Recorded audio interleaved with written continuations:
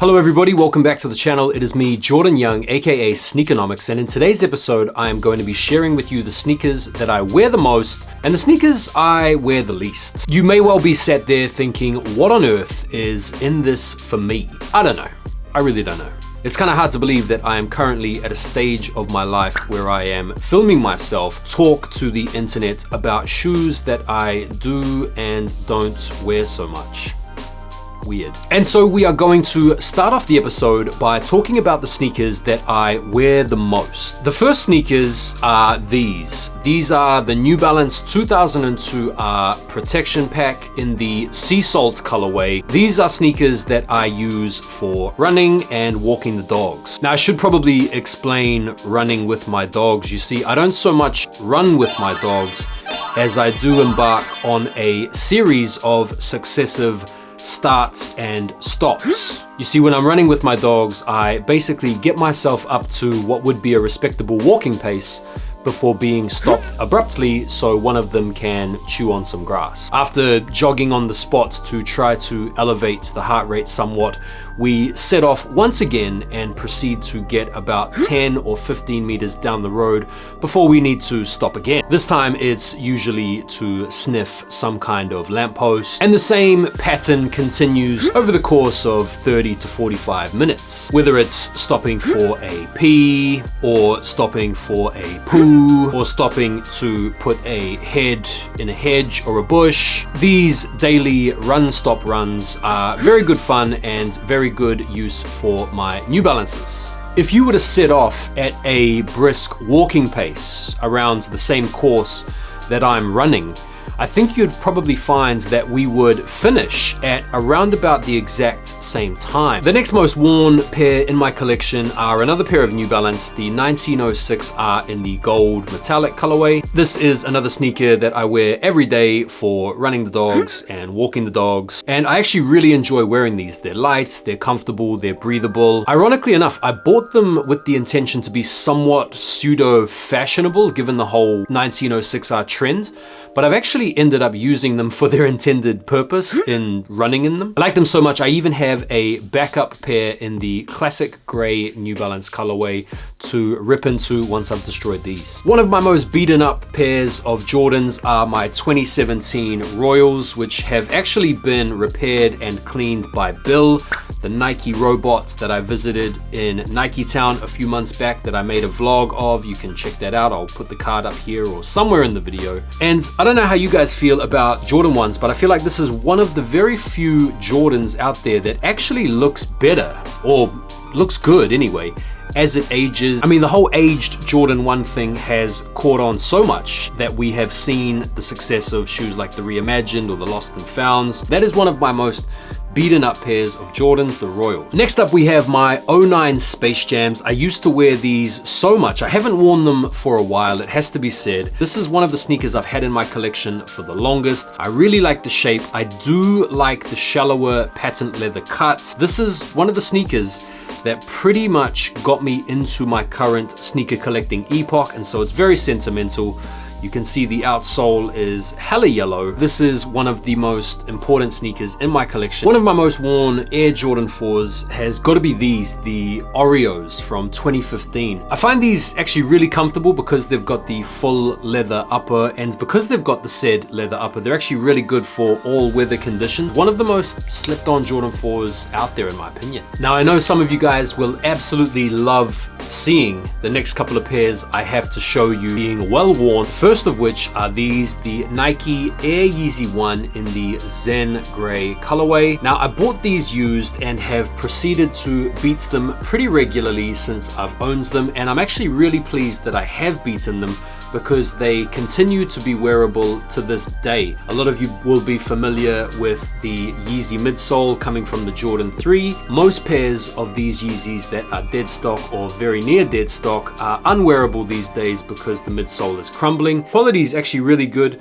on the leather of these Yeezys, and they are quite comfortable. Next up, we have the Louis Vuitton Dons, another Kanye West shoe, and the quality on these is really, really nice. But one of the ugliest signs of wear that you can see from my smashing of these over the years is the heel drag on the back. The way that these wear down, it's almost like the sole is made out of cheese. Definitely giving away a pretty poor gait cycle. But listen, I like wearing these. They're comfy as, really good looking sneaker as well. I kind of think this is one of Kanye's best ever sneakers. And because you don't see these around that often, it's always really awesome to wear these. Another pair that I'm sure a lot of you out there will enjoy seeing pretty beaten up are these, the MF Dooms. These have become a holy grail for a lot of people in recent years since Doom's passing, RIP. And whilst the sneaker is pretty basic and pretty bland and boring, there are enough kind of subtle details in the sneaker to make it pop, including things like the red laces,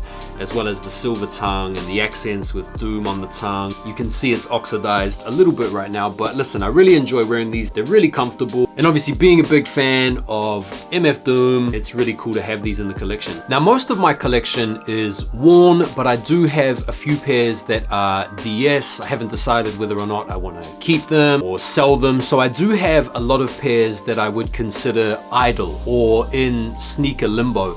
And so I'm not going to select those to share with you. I want to share with you sneakers that are kind of part of the collection that I just don't wear. First of all, we have a pair of Nike Dunk Highs. This is the only pair of normal Nike Dunk Highs I have.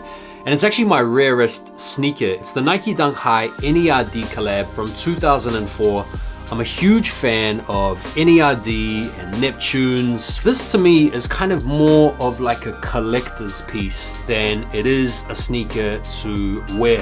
Now, I know some of you out there will probably be saying things like, dude, just wear them. They're just sneakers. They're meant to be worn. This is one of those sneakers that, due to its collectability and rarity, I'm not feeling like putting these on toe anytime soon. Next up, we have my Union 1 High black toes. This is a weird one because I actually, in a roundabout way, got this pair for retail because I actually won a pair of off-white 4s for retail and then swapped those for these.